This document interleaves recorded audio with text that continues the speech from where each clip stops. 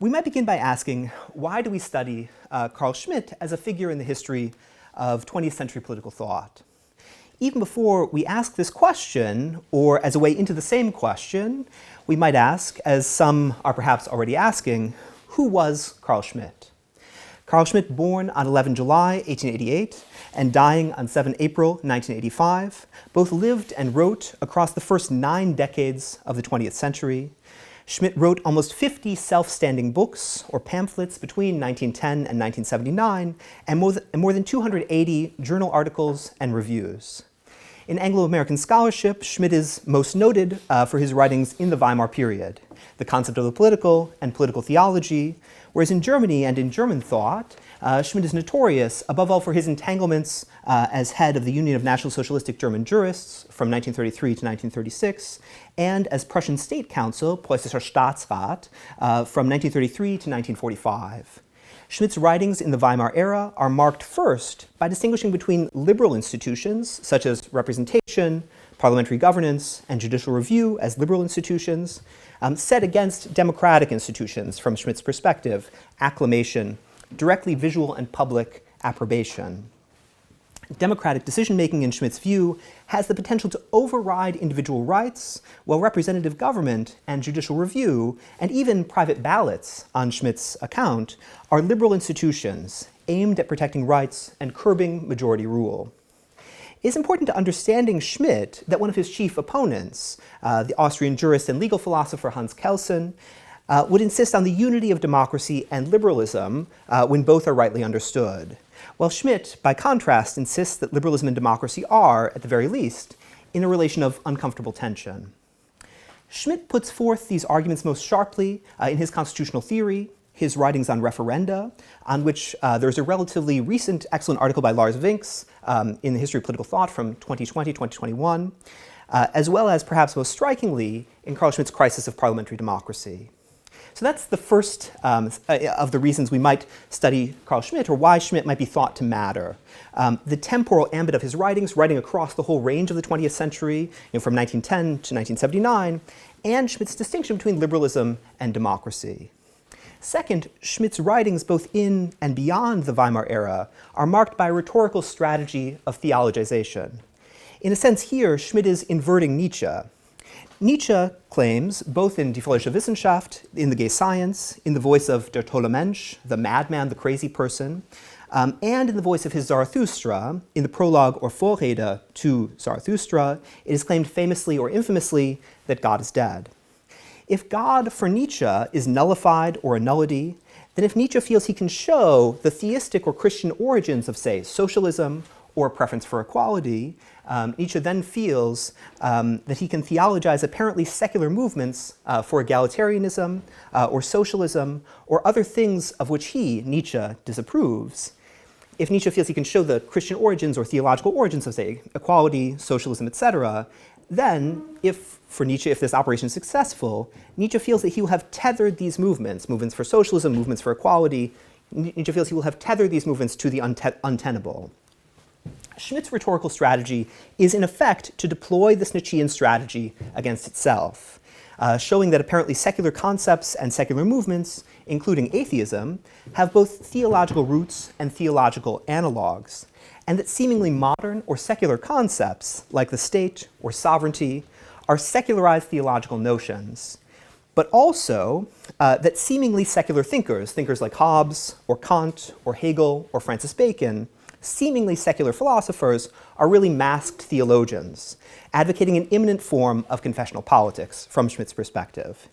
This move is highlighted in Schmitt's Political Theology of 1922, but it is present from his earliest writings in the Wilhelmine Empire, in The Value of the State and the Significance of the Individual, from 1914, to Schmitt's very last book, Political Theology in 1970, last books, and The Tyranny of Values from 1960 and 1979. Above all, Schmitt is keen to show that apparently secular thinkers, from Hobbes to Habermas, are really, from Schmitt's perspective, immanentized Protestant theologians, unable to escape their confessional heredity. A variant of this argument is deployed frighteningly by Schmitt against Jewish writers publicly from 1933 to 1945, and privately in Schmitt's diaries and his letters from 1910 until the end of Schmitt's life. So that's the second reason we might give why Schmitt might be thought to matter. Schmitt theologizes the avowedly secular. Third, why might Schmitt matter? Why might we study him? Maybe we shouldn't study him. Third, in his Concept of the Political, published as an article in 1927, as a book chapter in 1928, and as a self-standing book or pamphlet in 1932, Schmitt opens his tract with the declaration that the concept of the state presupposes the concept of the political. The concept of the state presupposes the concept of the political. Der Begriff des Staates setzt den Begriff des Politischen voraus. The concept of the state presupposes the concept of the political. The ground for that presupposition is Schmitt's definition of the state. The state is the political unity of a people, for Schmitt, in both his constitutional theory and his concept of the political. For Schmitt, the state is the political unity of a people, die politische Einheit eines Volkes. An understanding of the state, of the political unity of a people, presupposes an understanding of the political, or an understanding of what politics is. Thus, Schmitt's political thought is directly related to the question, what is politics? And anyone studying either political history or politics might want to know, when do we have a political thing and not? When do we not have a political thing? How do we know when there is politics, and how do we differentiate that from that which is not politics? Schmitt gives a candidate answer, which we might reject. Schmitt gives a candidate answer to the question of what politics is, where Hannah Arendt, writing at least in part against Schmitt, might stress that politics is to be understood as acting in concert within the realm of appearance. Schmitt stresses that politics might, in the first instance, be understood as a domain, the domain in which the fundamental distinction is that between friends and enemies. On this view, each domain, whether economics, aesthetics, or morality, is divided by a root binary. For economics, the core distinction is that between profitable and unprofitable. For aesthetics, the core distinction is that between the beautiful and the ugly. For morality, the core distinction is between good and bad, or, in Schmitt's view, between good and evil. What makes the political domain distinctive is that both agreements and disagreements, and above all desiderative conflicts in each of the other domains can, if driven to the heights of intensity, which, for Schmitt, are also the heights of violence, both agreements and disagreements can become political. When economic competition intensifies into trade war, for Schmitt, there is politics. When moral disagreement intensifies into conflict, there is politics. When aesthetic agreement or disagreement intensifies into dueling or feud, say, take for example, if two people find the same third person attractive, at the point at which they're willing to fight a lover's duel over said third person, there is politics. So that's the third potential reason Schmitt might be said to matter. Schmitt offers a candidate definition of what politics might be, which one might reject or one might accept, or one might question. Finally, a word must be said linking Schmitt the stylist, Schmitt the literary writer, to Schmitt's political thought. Brevity is a Schmittian virtue. Whatever else his writings are, Carl Schmitt's most famous texts, from the concept of the political to political theology to Roman Catholicism and political form, these books are short. Within a Schmittian lens, the short and the striking, like decisions themselves, are preferable to the prolix, the boring, and the indecisive. In this regard, Schmitt's dialogues are no exception. Schmitt's dialogue on power and access to the holder of power vies with Schmitt's tyranny of values as the shortest pamphlet book in the work of a thinker who prefers the short to the long and the aphoristic to the prolix. So having looked at four notions or four ideas which persist across much of Schmitt's work, his brevity, the fact that he writes across the whole of the 20th century, his theologization strategy, and his offering a candidate answer to what politics is, or what politics might be, let us turn briefly to a related question. What might we learn both about Schmitt as well as about history and politics if we think of Carl Schmitt and read Schmitt as a political historian? What is a political historian? How does the political historian differ from, say, the political philosopher, more specifically, or the political thinker more broadly? A political philosopher, one might say, in the first instance, is perhaps a philosopher, a Plato, an Aristotle, an Aquinas, whilst a political thinker need not be a philosopher. An invective poet like Archilochus, or Falk Greville, or even Eminem or Coolio may think about politics without thinking about politics in a philosophic manner. In this sense, political thought, we could think about political thought as encompassing and being the broader category than, say, political philosophy. You could actually situate political philosophy within the broader category of political thought. In other words, invective poetry could be political thought without being political philosophy. A political historian is someone who writes political history or history bearing on politics, history with political events and political developments as the focus of that history. Now, not all political philosophers, not even all political thinkers, write historically or write works of political history, and yet many political thinkers do write political history.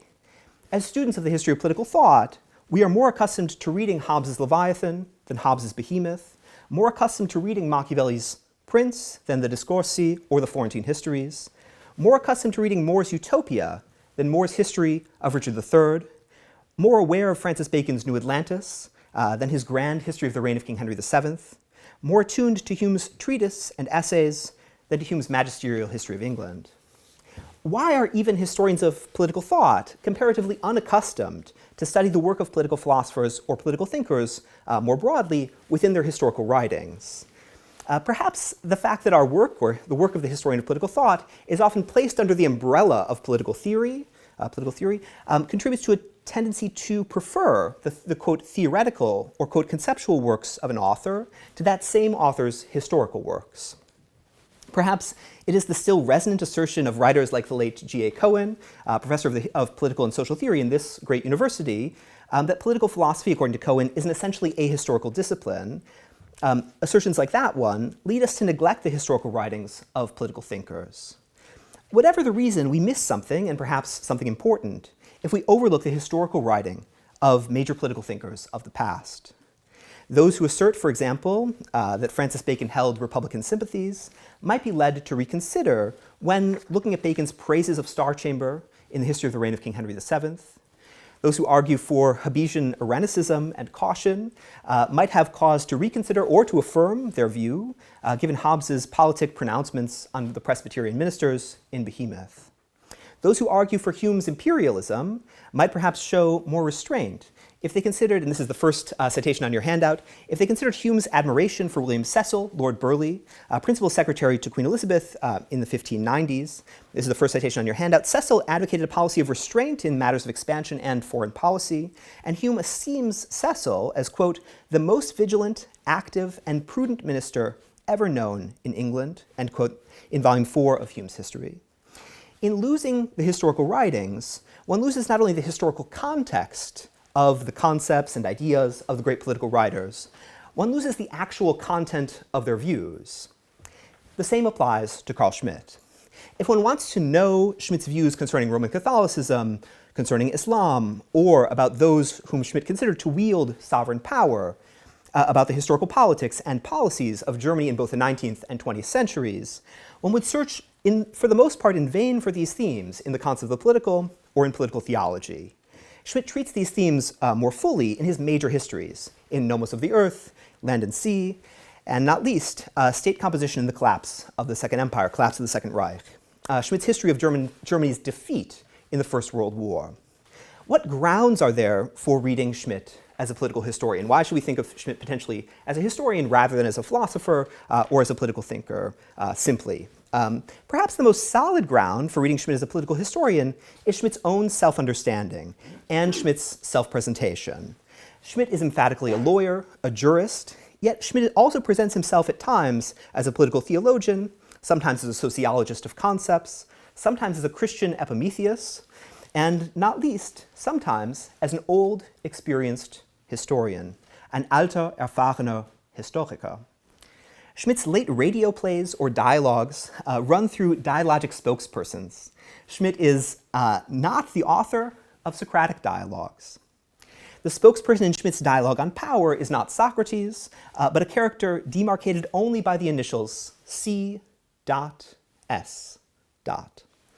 In the dialogue on New Space, Schmitt's spokesperson is Altmann, literally old man, who is described as an historian in the dramatis personae of the dialogue.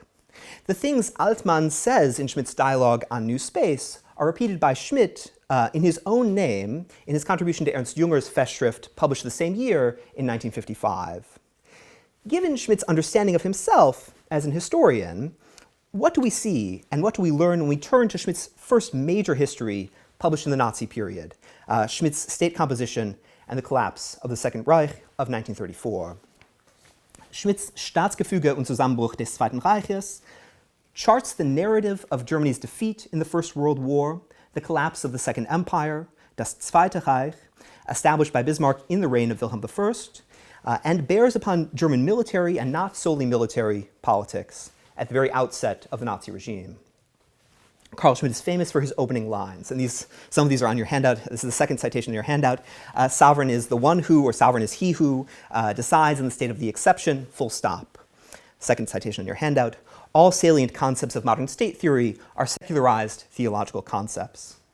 Full stop. There is an anti-Roman affect. Es gibt einen anti-Römischen Affekt. That's the third citation on your handout. Punkt.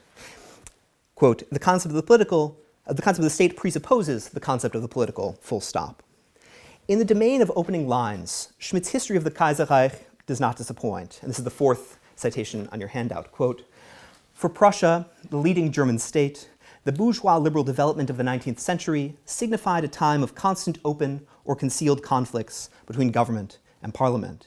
In typical fashion, the conflicts touched upon the army and the state budget. Government and parliament, state and society, army and economy, soldier and bourgeois citizen, stood in the complete composition of constitutional Prussia in an opposition which, after the founding of the Reich, transferred itself to the German Reich and had to cleft it, politically and spiritually, into two parts. End quote. Like so many Schmitt books, as these opening lines clearly show, state composition is structured and constructed on a series of binary oppositions. Where other Schmitt books are built on binaries like friend and enemy, land and sea, virtues and values, Schmitt's history here is rooted in the binary opposition between the soldier and the bourgeois citizen, the Soldat and the Bürger. Indeed, the subtitle of the work is The Victory of the Bourgeois Citizen over the Soldier. Schmitt's narrative of Germany's defeat in the First World War is not that of a 21st century British or American historian. We might see, this is citation 5 on your handout. Carl Schmitt's narrative of Germany's defeat is not that of, say, Richard Evans. For Evans, as you can see on your handout, this is the fifth citation, American entry into World War I, forced German capitulation in the First World War. For Schmitt, by contrast, and this is citation 6 on your handout, the German army on the front was undefeated, unvanquished, unbesiegt, and a concealed constitutional conflict manifesting itself at the crucial moment split the Kaiserreich asunder. One might read this as a variant of the so-called Dolchstoßlegende, the stab-in-the-back legend, according to which Germany was betrayed on the home front, in Schmitt's version of which the betrayal was constitutional and ideological. Thus, from the very title of the work, The Victory of the Bourgeois Citizen over the Soldier, Schmitt is keen to emphasize Bismarck's Reich did not collapse under the weight of Prussian militarism, according to Schmitt. Schmitt thereby reverses the claims both of German liberal historians and of historians beyond Germany. Rather, in Schmitt's view, the Kaiserreich collapsed because it gave insufficient power and insufficient constitutional support to the soldier and to the military or soldierly state of Prussia. In other words, the state was insufficiently militaristic on Schmitt's account. And constitutionally, there was insufficient support for Prussian militarism. Schmitt's narrative of Germany's defeat in the First World War is not identical to his narrative of the causes of the war. So you may think Schmitt has a kind of history of why the war broke out and a history of why Germany lost, and they're distinct. Schmitt narrates the causes of the First World War in his 1916 study of Theodor Deubler's Nordlicht, a 30,000-verse poem, epic poem, written from the perspective of a German Roman Catholic. And that's the 7th citation on your handout. There, Schmitt attributes the causes of the First World War, so it's an odd place. You wouldn't think that you'd find it in a study of poetry, but actually the only book published by Schmitt in the midst of the First World War is this study of Deubler's Nordlicht.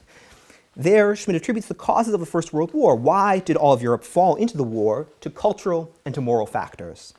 Quote, and this is the 7th citation, it's a long citation on your handout, quote, "The Northern Light is the poem of the Occident," Schmitt wrote, amidst the First World War, and this is on your handout. "Its destiny is more than the destiny which books can otherwise have. In the days in which the European world flays itself, the days in which the European world flays itself, i.e. in the days of the First World War, this poetry becomes known. In the years which materially and metaphysically made the devastation possible, it emerged. Humans have become poor devils, Schmitt continues. Again, 7th citation on your handout, long citation. They know everything, the human beings know everything and believe in nothing. They interest themselves in everything and inspire themselves for nothing. They understand everything. Their learned men form a registry of history, a registry of nature, a registry of their own soul. They are knowers of humanity, psychologists and sociologists, and finally write a sociology of sociology. They want no God of love or mercy. They have made so much that is astounding. Why should they not make the tower of an earthly heaven? The most important and the last things have, indeed, already been secularized. The law was turned into power, loyalty into reliability, truth into generally recognized correctness, beauty into good taste, Christianity into a pacifist organization." End quote. The causes of the First World War for Schmitt are not equivalent to the causes of Germany's defeat in the war. Whereas the causes which led the whole of Europe into war for Schmitt are moral and spiritual, the causes which led to Germany's defeat and imperial collapse within the war are the products of constitutional conflict. Schmitt's history is structured by a triad, or structured by a trinity, you could say, a triad of moments which contribute to Germany's collapse. The first key moment of Germany's imperial collapse, on Schmitt's account, occurs prior even to the founding of the Second Empire itself. So it's actually seated in the more distant past. The first moment contributing to Germany's collapse, in Schmitt's view, happens in the aftermath of the Austro-Prussian War, the war which led to the formation of the North German Confederation in 1866, as well as to the ceding of the Veneto from Austria back to Italy. Here, the Kaiser Wilhelm I, Kaiser Wilhelm I, at Bismarck's behest, sought retrospective approval and indemnity for the waging of the successful war against Austria, implying the potential of a subordination of Prussian military power and the Prussian soldier state to the civil and military authority, which, on Schmitt's interpretation, was constitutionally unnecessary and dangerous.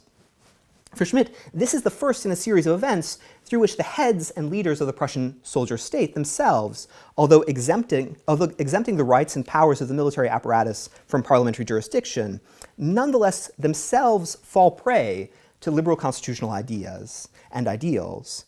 The very stalwarts and heads of the Prussian soldier state feel themselves, in Schmitt's narrative, feel themselves compelled to justify their actions in terms of liberal ideals, like the rule of law and the rule of law state, and in terms of constitutional government. This points towards an often overlooked facet of what we might call Schmitt's critique of liberalism. Schmitt's view is not just that democracy and liberalism are potentially and actually incompatible, although that does capture something of Schmitt's position. Rather, Schmitt holds that liberalism and the exercise of state power, especially martial state power, are, in the decisive instance for Schmitt, incompatible. Schmitt's claim is that liberalism dissolves states.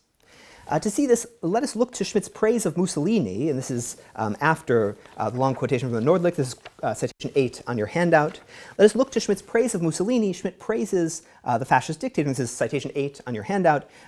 Schmitt praises the fascist dictator for being the most conscious and the most conscientious enemy of state-liquidating, state-dissolving liberalism. For Schmitt, from the mid-1920s onwards, the state is the political unity of a people, die politische Einheit eines Volkes. And a state unifies itself above all by the capacity to defend itself against all enemies, both foreign and domestic. In the 1930s, Schmitt will assert that a state that cannot defend itself proves itself not to be a state. The proof of being a state is in the capacity of that state to defend itself via successful warfare, for Schmitt. To the extent that a state accords its enemies or potential enemies liberal rights of personhood, property, conscience, and even bodily integrity, on Schmitt's view, that state risks, at least potentially, its own security when the chips are down. Should these liberal rights require temporary suspension, a state that chooses to uphold liberal rights over necessary defense chooses its self-dissolution, on Schmitt's view. The state cannot but risk compulsion and coercion, on Schmitt's account, when the chips are down. The developing and progressively continuing acceptance of liberal constitutional and parliamentary norms in Schmitt's historical narrative itself caused the state collapse of the Kaiserreich. For Schmitt, a second key moment, so Schmitt has three moments for why Germany loses the First World War. For Schmitt, a second key moment of Germany's collapse was the German Chancellor Bethmann-Hollweg's declaration in the German Reichstag, the German parliament, on 4 August 1914, declaring Germany's own invasion of Belgium in the preceding days to be illegal.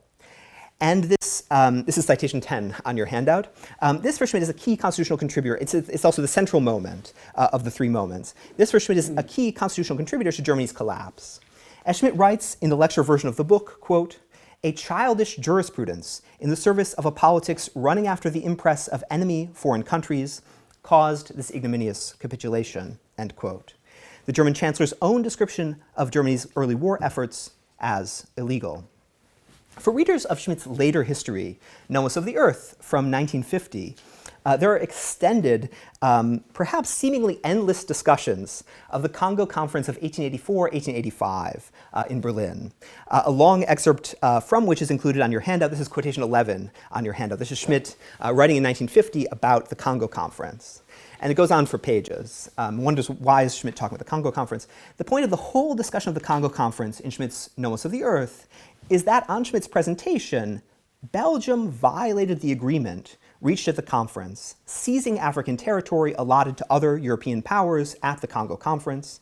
This implicitly both in Nomos of the Earth and in the earlier work, State Composition, Belgium violated its own neutrality in the decade prior to the First World War, on Schmitt's view, and thus was no longer a neutral power in 1914.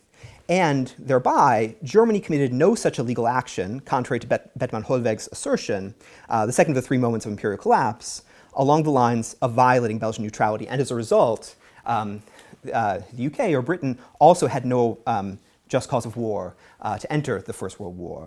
So that was also then an unjust action on the part of Britain from Schmitt's perspective. A third and final moment in Schmitt's narrative of imperial collapse occurs on 28 October 1918, in which the soldier state of the empire is placed fully under parliamentary supervision, a development which, in Schmitt's view, leads directly to German capitulation, and thereby to the imposition of the 1919 Treaty of Versailles, a treaty which precedes and inframes, on Schmitt's view, the constitution of the Weimar Republic. Schmitt's state composition in the collapse of the Second Empire helps the reader to see clearly that Schmitt does not believe in human individuals. One encounters in numerous writers, from Benjamin Schupman to Joseph Bendersky, a will to make Schmitt into a defender both of liberalism and of individualism. It is the entire thesis of Schmitt's Habilitation, the value of the state and the significance of the individual, from 1914, which conferred on Schmitt the right to teach in German universities, that in legal theory, individuals, according to Schmitt, are incompatible with equality before the law, and that in the light of a concept of law as commandment, whose duty to the realization of which defines the state, the individual should disappear, the individual verschwindet, from legal theory. That's citation 12 on your handout. So if you flip back to the third page of the handout, you get an account of that, the individual disappearing from Schmitt's Habilitation. Writers who assert Schmitt's individualism would do well to attend to Schmitt's histories. In the Nomos of the Earth, Schmitt often elides the boundary between thinkers, claiming that Bacon-Hobbes, Bacon-Hobbes, assert a particular proposition, say homo homini lupus, right, which Bacon says in the Promise and Hobbes says in De Cive, and Schmitt actually feels he can say, well, both, they say it as one person or as a super individual entity. It's kind of the world spirit speaking through the English writers. For Schmitt, world historical figures are precisely super individual, serving as the vectors of broader social forces and institutions. In the drafts for his History of the Kaiserreich, as well as in the main text of the work itself, and this is citation 13 on your handout, Schmitt praises Kaiser Wilhelm I, Wilhelm I, in super individual terms.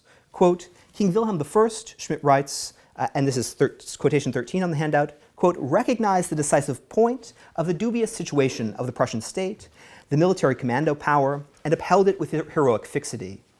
The more that both the particularities and backgrounds of the history of the battle between the Prussian soldier state and the liberal movement become known, the more the figure of this king grows into a world historical grandeur.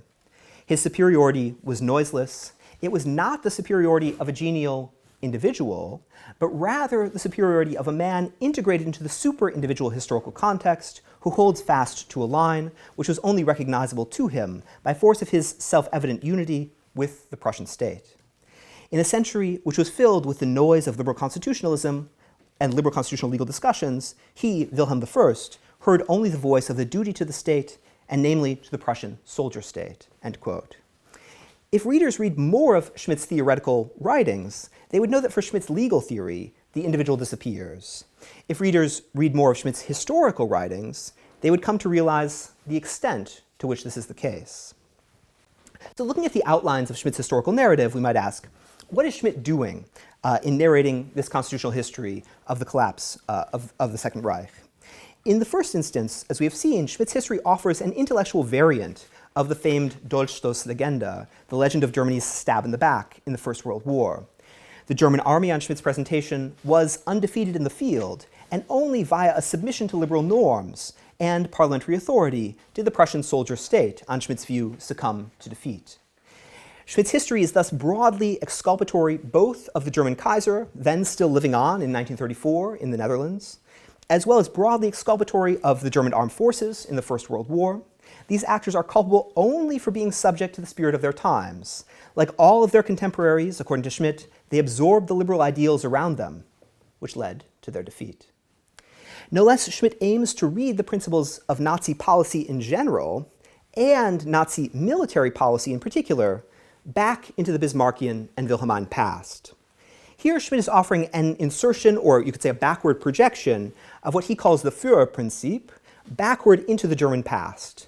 The conceptual counter to the Rechtsstaat and the Verfassungsstaat, the rule of law state or the constitutional state from Schmitt's perspective, the rule of law state, constitutional state, in Schmitt's history, Schmitt presents as being the Führerstaat, the Führer state or leader state, not only in 1934, but also in the 1860s, offering a backward projection of Nazi political vocabulary into the German past. Moreover, Schmitt is keen to assert that having plural armies without clear sovereign subordination and hierarchy is a recipe for disorganization and political disaster. Keep in mind, this is 1934. At the outset of the First World War, Schmitt notes in State Composition and Collapse, quote, and this is citation 14 on your handout, Germany had 4 armies and 4 ministers of war.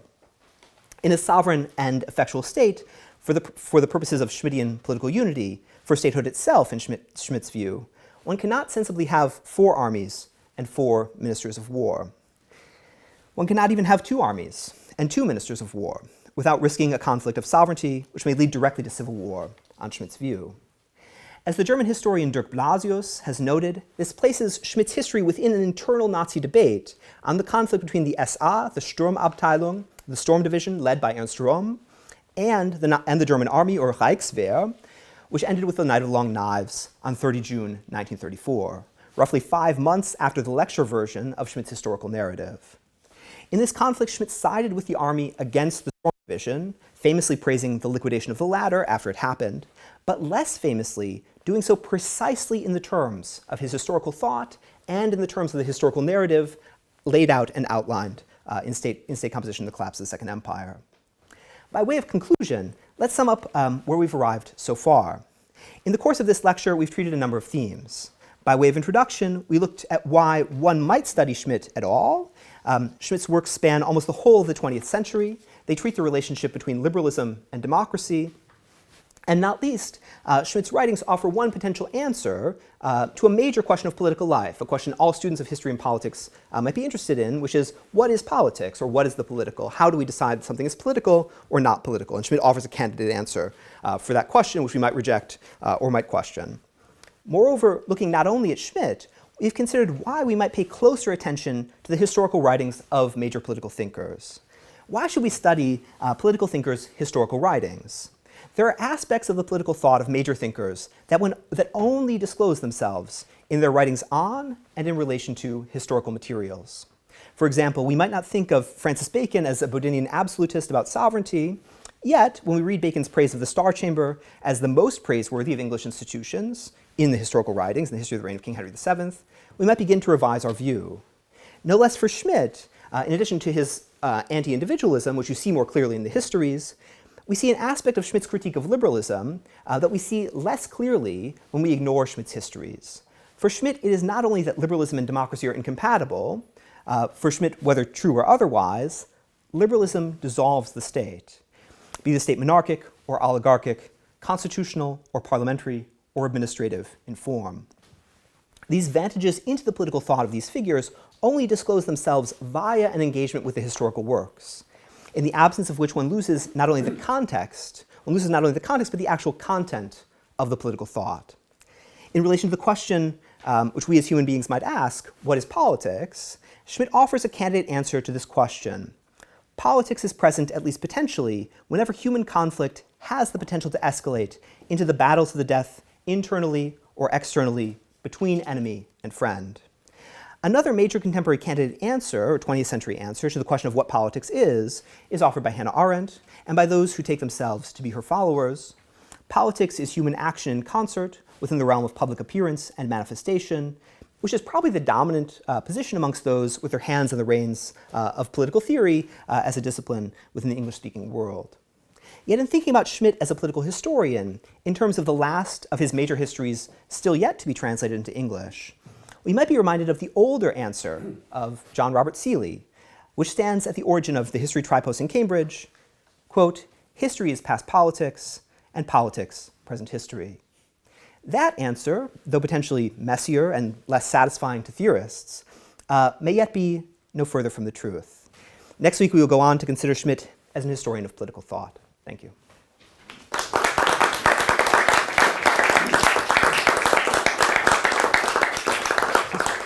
Also, open to questions as well. Yeah. Good. I have a bit of a question which is on a topic that you have not touched on today, but it is related to Carl Schmitt and specifically his persecution by Nazi and SS authorities in 1936.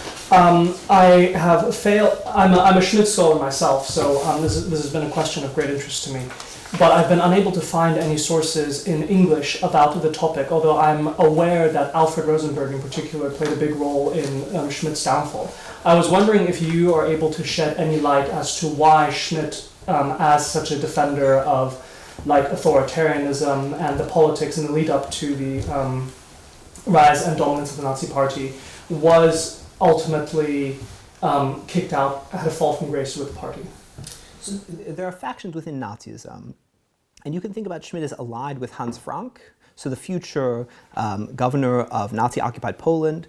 When Hans Frank staffs his legal team in Nazi-occupied Poland, he staffs it with Schmitt PhD students, including some of the people who go on to edit Schmitt's works in German. So Eberhard Freiherr von Medem was also, one doesn't wish Soviet prison on any human being, so Eberhard Freiherr von Medem did end up in Soviet prison for being one of the legal attachés for Hans Frank. And he's the editor of the Glossarium, at least the first version, the 1991 version. But that's, kind of separate. So that would be one line for Schmitt. But Schmitt is not. It's not the necessarily dominant position in Nazism. Different. Also things like the question of the invasion of Russia. Schmitt doesn't favor that.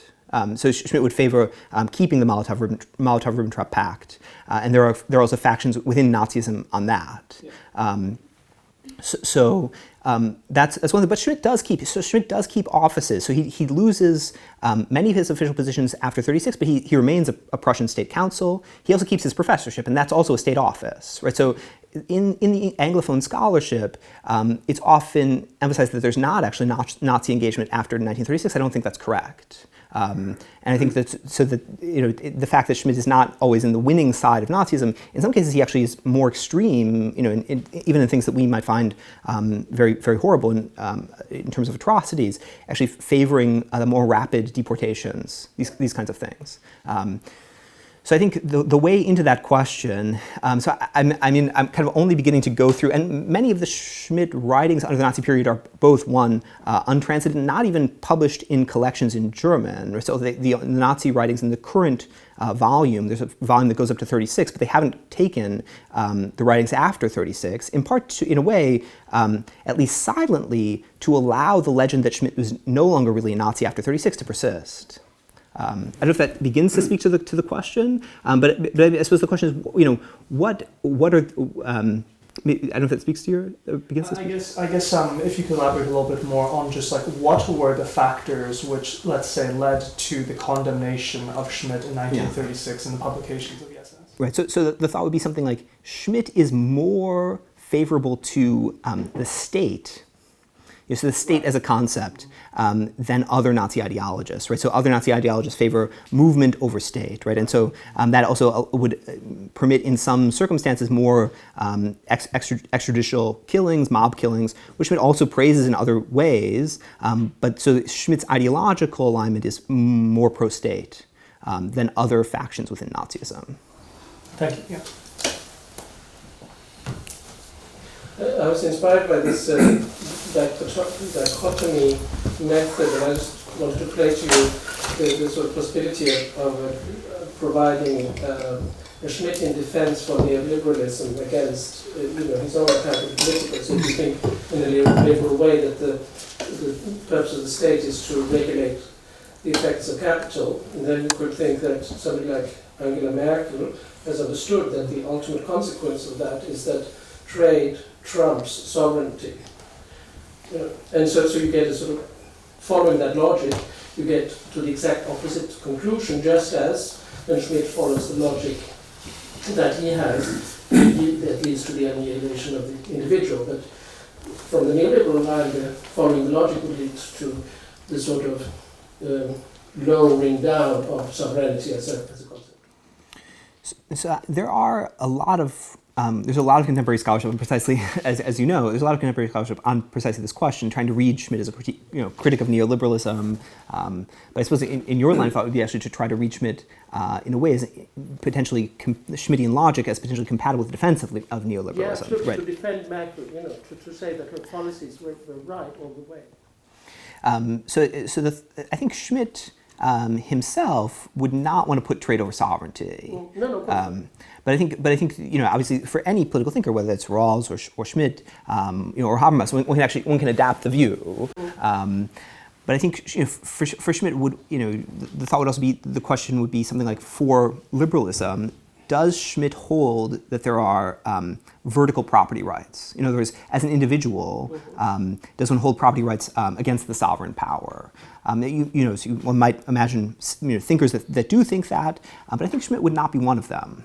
That in a sovereign order, if you take my watch, right, that can be a justiciable action. But if the state takes my watch, that would be, I think, and also for Schmitt, the individual ultimately has a diminutive status. So that would be one way to kind of distance Schmitt from a kind of neoliberal logic. So Schmitt's own position, just like as you are, you could take elements of the thought and apply them to contemporary situations, and that's part of what political philosophy is. But I think the historical Schmitt wouldn't do that. Yeah.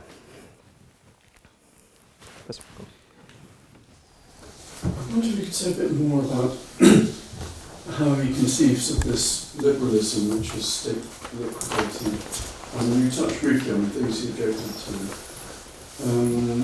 But looking back at all the things you've mentioned, one thinks, well, is it individual rights? And if it is that because they're specifically individual, because there are other sorts of rights, or is it because they're rights viewed as things that should be sort of privileged and entrenched? Or is it something much more general, which is something we might broadly call constitutionalism? Because the idea of having Staatsrechtlich for armies and for ministers of war is nothing to do with individual rights. But is that part of what he's objecting to in this broader term of liberalism? I mean, that's something he thinks is state dissolving. Can you just sort of tell us a bit more about how he sees liberalism overall? So I think it includes also, for example, the right of conscience, right? So take it even in the Hobbes book, right? It's the right of conscience is the thing in Hobbes. No one can. The conscience is not something that the state can access, right? So in Leviathan 21. And Schmitt presents that as the avenue through which Spinoza enters from Hobbes. So if you take Schmitt's reading of Leviathan, it's freedom of conscience. But even in this book, he criticizes things like conscientious objection from school prayer, for Jewish students in schools, but also conscientious objection to not say the Nazified version of the school prayer that gets introduced into Thuringia in 1930, where it becomes amended by the state level government or the land level government to say free us from betrayal and deceit, which is a kind of Nazi modification of the state school prayer, which then goes up through the Staatsgerichtshofe as a kind of federal. What in American times would be a Supreme Court case, and Schmitt says that's destroying, that's state dissolving, right? Because you're not homogenizing the people through belief, and so there's a kind of link, let's say, between the Nazi state theory and the Nazi constitutional theory, and you could say the critique of Hobbes in the Hobbes book. So one of the issues would be freedom of conscience as dissolving a potential spiritual unity of the state. Through Christianity, Schmitt would prefer a Catholic form, but he would prefer, for him, the crucial sentence in the Leviathan is Jesus is the Christ, right? And that's the most important, from Schmitt's reading of Leviathan, that's the most important sentence in the book. And that if one can say that, one can derive the conclusions that Schmitt would prefer, Schmitt thinks. I don't know if that is beginning to speak, so freedom of... But then, if that were the essence of it, one would think constitutionalism was a different argument, but is there a link that the sort of constitutionalism is against is something that involves the individual being able to say, I appeal to a principle of law that stands against the state, well, against what the state authority is now trying to do?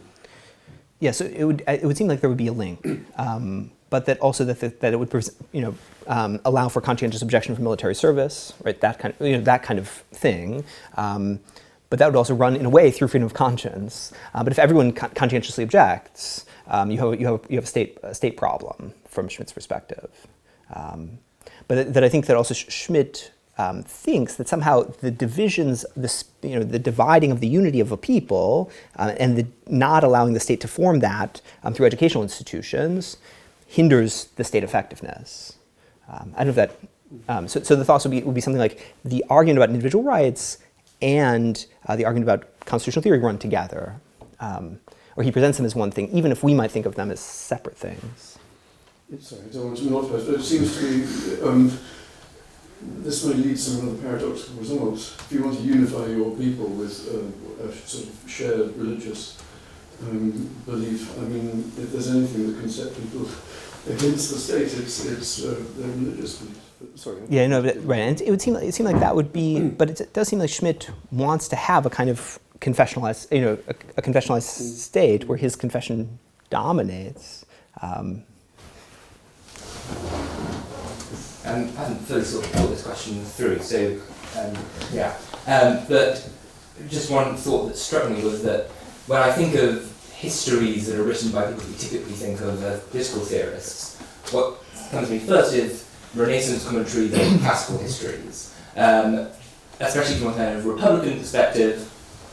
And what struck me was when you mentioned Schmitt thought about the importance of educating the citizen, and that reminded me a lot of the theory of civic virtue and educating citizens. And I was just wondering if you saw maybe any kind of connection between that Renaissance republicanism and Schmitt and that use of history as well as the kind of holism that tends to go with those theories. I don't know if there is any such connection. So Schmitt's a reader of Machiavelli, and he has an essay from 1927 on Machiavelli. He doesn't necessarily emphasize civic education in that essay. He treats Machiavelli above all in the first instance as the author of The Prince, right? So that's the name of Machiavelli is famous from Schmitt's perspective because Machiavelli is the author of The Prince. He also wants to say Machiavelli is not a Machiavellian. This was a separate issue, this kind of anti-Meinecke line in Schmitt, anti-Meinecke historiographic line. But I'm trying to think about places where he talks about 16th century Renaissance education, and it doesn't hit me. But maybe you could another aspect of the question, or I mean, also the kind of the ideas of the common good, which kind of go with the idea of the unity of the people. I don't know. I will some connection, but it also could be completely disconnected. You could think of Schmitt as sharing a common Ciceronian background with those Renaissance writers, right? So both as a jurist, right, that Schmitt's interested in a strategy of a lawyer's strategy, trying to, as it were, hoist people on their own petard, use their own arguments against them, right? So, in the lecture, I talk about the use of Nietzsche kind of against Nietzsche as kind of forming the background to thinking about secularized theological concepts, right? So just to say, actually, even the avowedly secular is theological in the end. You could think about Schmitt and Machiavelli, but also other Renaissance humanists as sharing a Ciceronian background. That would be one thought. That would be also a way in which you could connect Schmitt to Bacon, right? That they have a shared kind of jurists formation, and that Cicero is an important writer for all of these writers. That would be one thought. But I guess Schmitt doesn't necessarily, and maybe goes to some of these other thoughts, Schmitt would prefer in non-division of Christianity, right? So then that would be the kind of, he thinks that a united Christendom is a good thing. To go back to prior examples, so not a 16th century example, but a 15th century example, the Treaty of Tordesillas from the 1490s, which divides the newly, from a European perspective, newly discovered Americas between Spain and Portugal, which is why people speak Portuguese in Brazil today, or after effect of that. Schmitt says that's good international law. The Pope decides, right? And it's peaceable international agreement, right? So it kind of gives that, maybe hopefully speaking to Dr. Malcolm's question, like that would be good international law, but that's also pre-Reformation international law. Maybe it doesn't fully maybe square the circle, but that would be the kind of thing Schmitt praises. Both in international law and, if not, in the kind of ambit. I mean, Machiavelli is alive in the 1490s. I'm just interested historically in this idea that Schmitt sees liberalism as somehow in tension with democracy, right? Does he have a sort of historical answer as to why liberalism became predominant at the same time as democracy? Because obviously he talks about these vestiges of all these sort of beginnings of liberalism under Wilhelm I, talking to the Reichstag, etc. But I would have thought straightforwardly the most liberal constitution in German history would be the Weimar one, rights-bearing subjects under all these articles, etc. But if liberalism and democracy are somehow in tension, why did these two concepts emerge at the same time? Is there something sort of Hegelian going on? Is there dialectic, synthesis, antithesis? I'm just wondering how Schmitt could historically explain that development. So I think Schmitt thinks the Weimar Constitution is more democratic than the constitutions of both the North German League, but also of the Kaiserreich that precede it. How is it more democratic? Women can vote, for example. So it's a double franchise, right? And Schmitt says if you franchise expansions from Schmitt's perspective, he says it in constitutional theory, that's always a democratizing move, right? And you might contrast Schmitt on that point. You could contrast Schmitt on that point to other 20th century thinkers. Think about Oakeshott and rationalism in politics, but also think about Arendt. What are Arendt's core cases? She wants to idealize both ancient Rome and ancient Greece, also revolutionary America, against the French Revolution, but all of the cases that Arendt picks are cases where women can't vote, right? So it's a kind of contrast case to Schmitt. But Schmitt says, well, franchise expansion is always a democratizing move. So Schmitt would pull them apart, but Schmitt regards the Weimar Constitution as it were a continuation, it's both a colonial, he regards it as a colonial constitution, it's the product, imposed product of defeat, the product of defeat in the First World War, and the consequence, and also it comes after, chronologically, it comes after the Paris Peace Conference concludes and the Treaty of Versailles is signed. The Weimar Constitution is months later, but still in 1919. So there's an aspect of that. But Schmitt regards it as both imposed by the defeat, but also in ways continuing the war. And that's something that comes out of the history. I don't know if it begins to speak, so that Schmitt wouldn't necessarily say that democracy and liberalism are cotemporal. Right? In other words, the liberalism of the Kaiserreich precedes and is distinguished from the more democratic situation of the Weimar Republic. And that democracy, from Schmitt's perspective, and it is also a kind of Nazi ideology comes into this, the democratic aspects of Weimar offer an escape strategy from liberalism. So in other words, you could get a more expanded franchise, and it relates to why Oakeshott or Arendt or other 20th century writers don't necessarily favor franchise expansions. Schmitt says actually the franchise expansion, and partially because they're thinking against Schmitt and from a different political perspective, wanting to save liberalism from democracy. Schmitt says, well, you could actually use the franchise expansions to have people vote an authoritarian state. So it's a kind of, he views the democratic components of Weimar as a potential escape strategy or exit strategy from liberalism. I don't know if that... Yeah, Yeah. What? How are you? Yeah. Hi. Thank you, Sam, for this great talk. I mean, I'm not a Schmitt scholar, but have an abiding interest in Schmitt, and I have lots of thoughts on as a thinker of Indian legal and constitutional thought. But I'm just sticking to Schmitt and maybe going back to the first question about the Nazi state. And in fact, I want to go back to post-war Germany, like the Second World War, and after the war is over, and then the Nuremberg trials happen, and Schmitt is brought there and charged in some ways, and then he kind of is asked why did you support Hitler, and why should you be absolved, and he makes this point that I wanted a kind of I was seeing in Hitler a dictator, and unfortunately he turned out to be totalitarian.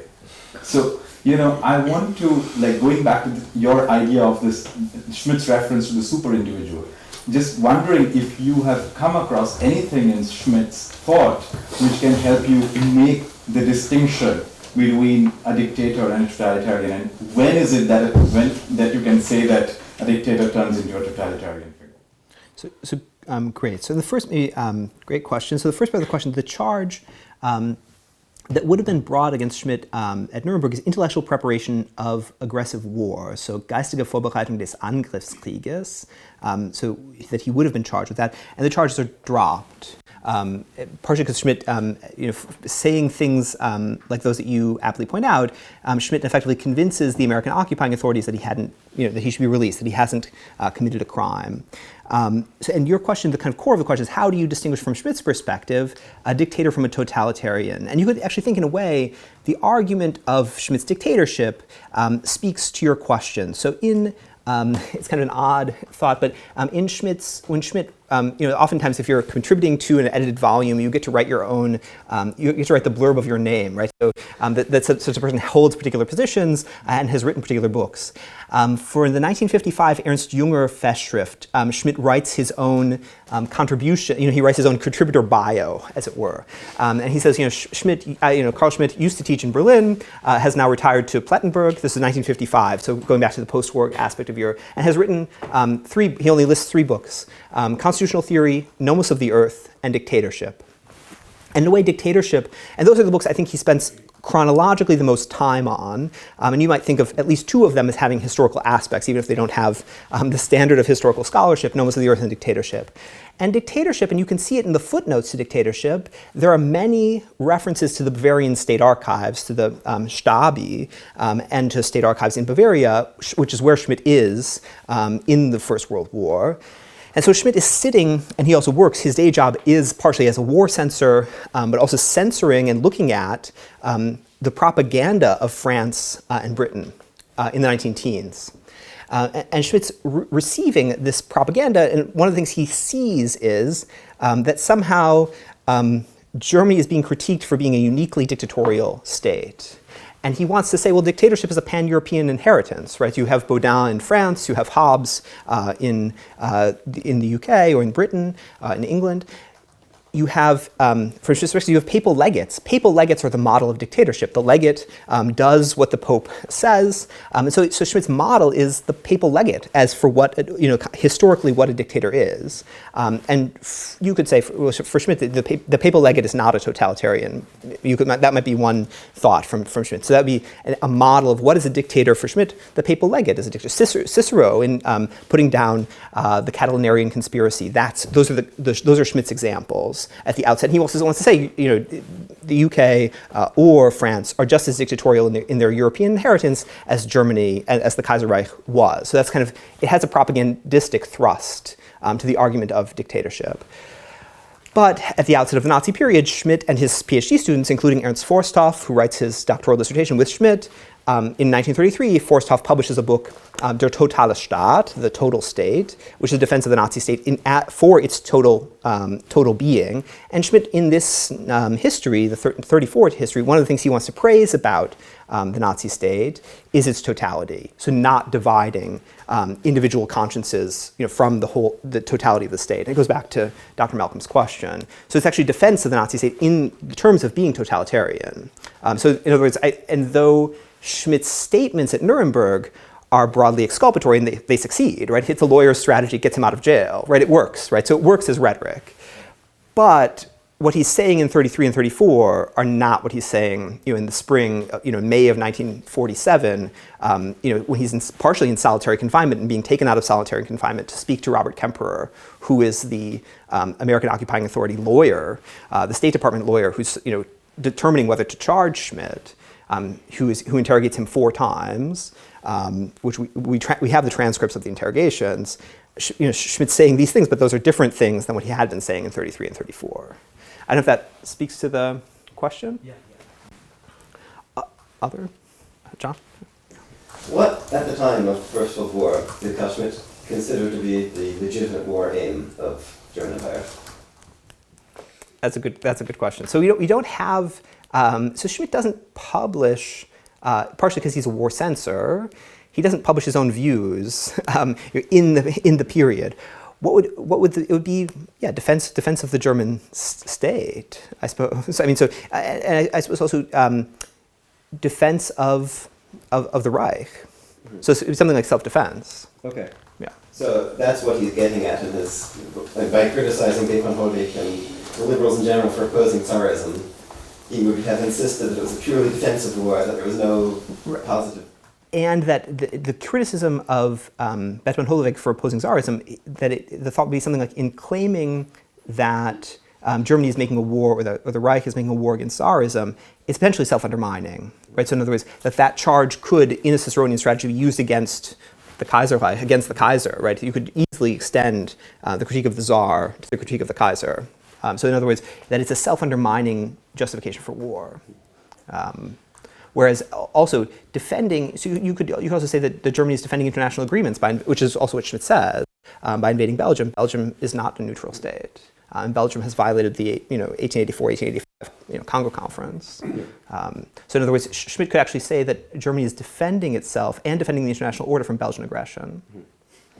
Yep. Thank you. Thank you very much.